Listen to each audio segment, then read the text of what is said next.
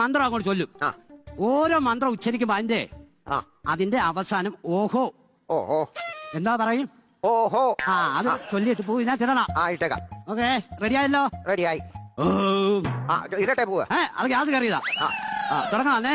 ഓം, ഇത് ഗ്യാസ് അല്ല. ഓം കോടാമഞ്ഞിൻ ഓഹോ താഴ്വാരയിൽ ഓഹോ കടമ്പ് പൂക്കുമ്പോ. ഇത് പുള്ളി പൊരിച്ച പുള്ളിയാണല്ലോ. കേറുവോന്ന് സംശയമാണ്. എങ്ങനെയാലും കേട്ടാ നോക്ക് ഈ നാശത്തിനെ. ഞാനൊരു കാര്യം ചോദിക്കട്ടെ, ഇയാളിന്റെ വലിപ്പം ഒന്ന് പറയാവോ? വലിപ്പം എന്ന് പറഞ്ഞാൽ എന്റെ പൊന്നു സ്വാമി ഒരു 6 അടി പൊക്കമുണ്ട്. അതുപോലുള്ള ശരീരം. അപ്പൊ ഞാൻ ചോദിക്കാൻ കാരണം ഈ കലത്തിൽ കൊള്ളുവോന്ന് അറിയാനാ. അതില്ലെങ്കിൽ നമുക്ക് ബിരിയാണി ചെമ്പ് എടുക്കേണ്ടി വരും. അത് ഞാൻ ഇവിടുന്ന് പോയി ഉണ്ടാക്കിക്കൊണ്ട് വരാൻ. ഞാൻ ചെയ്യണം. എന്തോ ചെയ്യണമെന്ന് ചോദിച്ചു കഴിഞ്ഞാൽ ഇവനെ പിടിച്ച് എങ്ങനെയാലും കലത്തിലാക്കണം. ഇതിനകത്ത് കൊള്ളിക്കാനോ? ഇതിനകത്ത് കൊള്ളിച്ചാല് കൊള്ളുന്നത് മതി. ഇതിനകത്ത് കൊള്ളുന്നതിന്റെ അത്രയും കൊണ്ടാ മതി. जिंदगी जो कभी न की कदम को जाती है, खबरों की जिंदगी जो कभी न की कदम को जाती है.